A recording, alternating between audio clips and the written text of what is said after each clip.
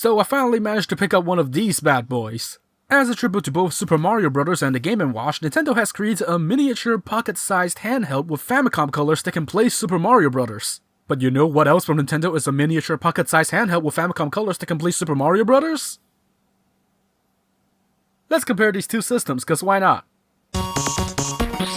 Before we dive in, let's go over the exterior. Despite this Game & Watch already looking tiny by itself, the Game Boy Micro is actually still smaller than the Game & Watch, albeit slightly thicker. Now you might think the larger system would be the more comfortable one to hold here, but I personally prefer how the Game Boy Micro feels in the hands. The Game & Watch is trying to mimic the units of old, so the controls have to be pushed down in this rectangular slab, while the curved edges of the Micro let my hands wrap around it more comfortably. I'll have to give the point to the Micro.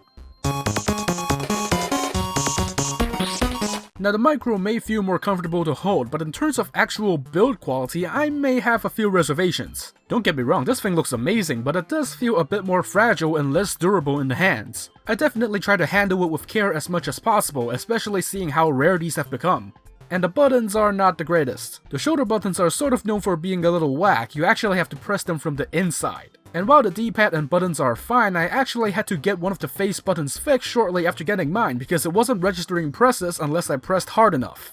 Like I said, they're serviceable and I can play Mario just fine with them, the shoulder buttons are only used for activating the menu anyway. But dang, this Game & Watch just screams class. I've talked about how Nintendo strives to make what's basically a simple LCD handheld game feel as premium as possible. And even with the switch to an actual modern display, this still holds true with this unit. You've still got the fancy metallic front and the rugged back. This looks like it could totally survive multiple drops, though I'm not about to put that to the test. And considering the Game & Watch line is what pioneered the D-pad in the first place, this D-pad is legit good with a well-defined pivot. It's weird how in the Switch era where we have controversial D-pads like the one of the Pro Controller, Nintendo still knocks it out of the park every time they recreate one of their older D-pads. So even though not everyone might agree on the use of rubber face buttons, I'll still have to give a slight edge to the Game & Watch. The screen on the Game & Watch is actually really solid. I didn't doubt it'd be good, but it definitely looks better in person when you're looking at the small sharp display rather than the blown up NES game footage shown in the marketing material. And despite some mild color distortion when viewed from the side, it still has a way larger viewing angle compared to the Game Boy Micro, which, oof. Yeah, the resolution is a pretty big sticking point here, since, yeah, Game & Watch gets the point. The mono speaker has been an outspoken weak point of the Game Boy Micro, and it definitely shows. This is the max volume you get while playing.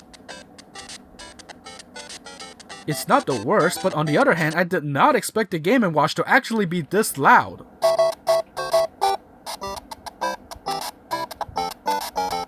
Both of these are mono speakers. The Game & Watch really is on a roll. Then again, I'll hand it to the Micro. It's got a headphone jack, which is probably really useful for a handheld. It's a tie, I guess?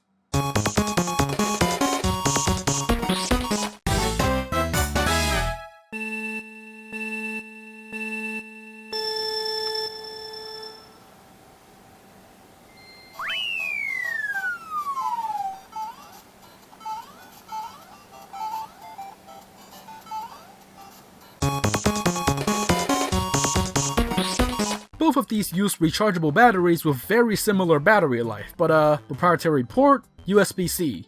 I think the winner's clear here.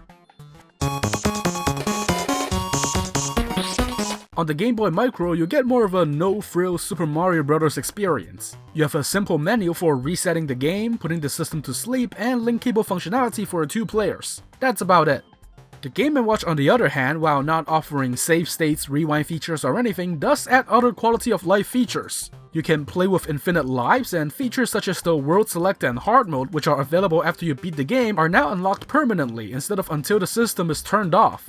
These are fantastic updates in my opinion. Infinite lives actually allow me to beat Lost Levels warpless without save state abuse.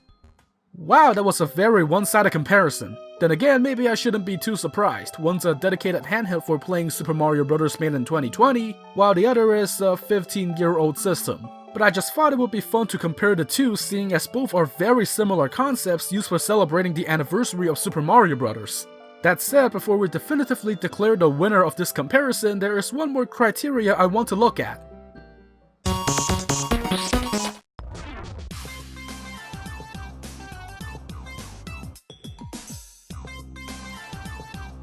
The Game Boy Micro wins.